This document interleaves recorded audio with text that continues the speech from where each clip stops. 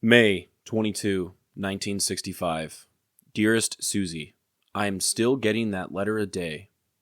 I love you for them. We have had another interesting mission yesterday and today. There is an island about 40 miles off the coast of Ha Tien. I think that town is on your map. And both Vietnam and Cambodia want it. So yesterday, the VN government put 2 battalions of troops out there and we went out to support them. It is a beautiful island with a real nice beach. Yesterday, we just went out and sat on standby, so we all went swimming and had a good time. Today, we did quite a bit of flying for them, so we didn't get any swimming, but it was still a good mission. I took a lot of slides. I'll send you some of them when I get them developed. I was just tickled to death with Billy.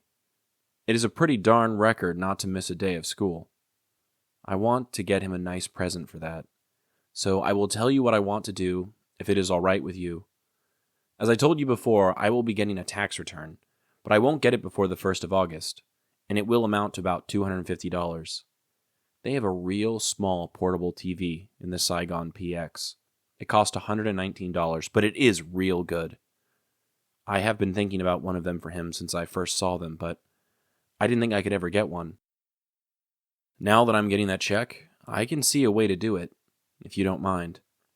If you don't mind me getting it, just write and let me know, and don't tell him. Just tell him that I will bring him a surprise.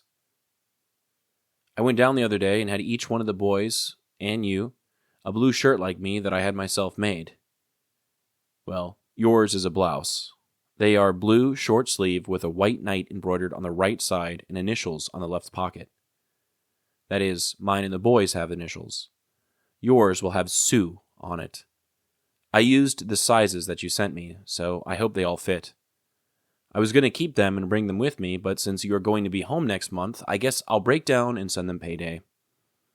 I keep saying I'm not going to send anything else airmail, but we both know better. The white knight that I had put on them is a sign that the platoon I was in before used. I thought it would look better than a snake. If you're wondering about the different ink in this letter, I keep about 3 different pens laying on my desk, and people keep walking in and talking to me, and I pick up a new pen each time. Well, I guess I will close for tonight. I still plan to try to call you when I go to Saigon.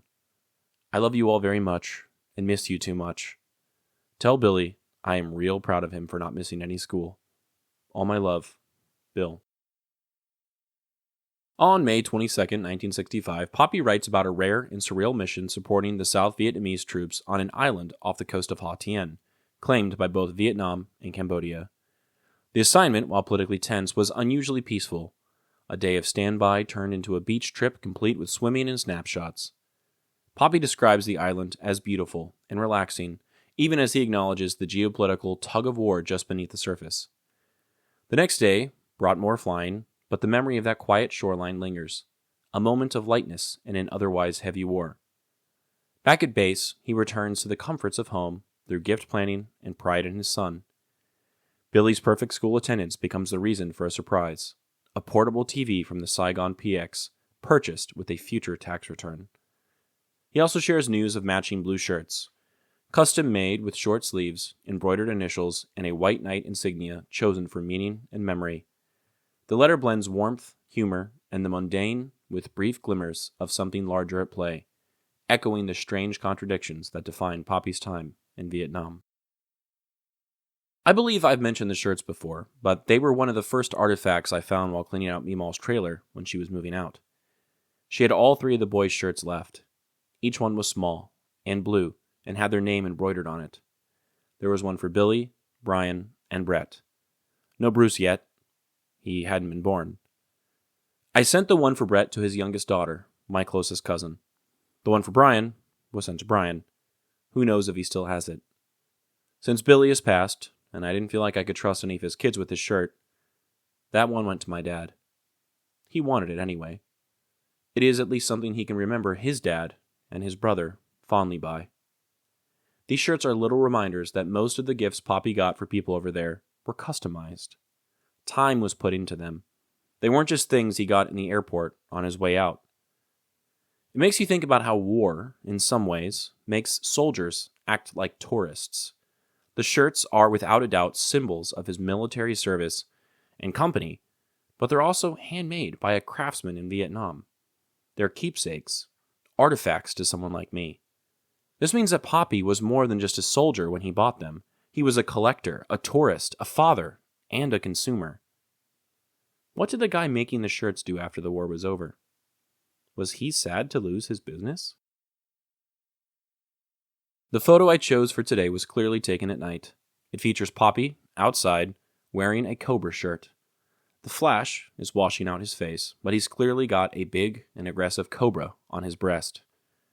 No surprise he went with the knight, and not the cobra, for the kids.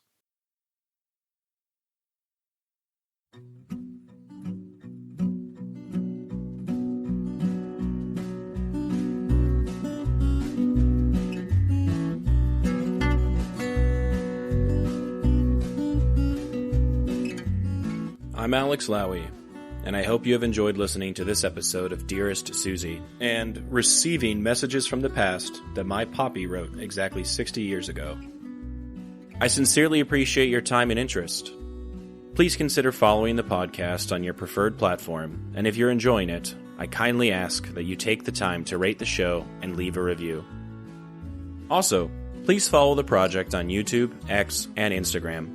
All likes, comments, shares, and reviews will help grow the reach of this story. The links for these things should be in the description of this episode. Please feel free to email me at dearestsuziepodcast@gmail.com if you have anything you'd like to say. I'd love to chat or to hear about your stories as well. Thank you for listening, and God bless.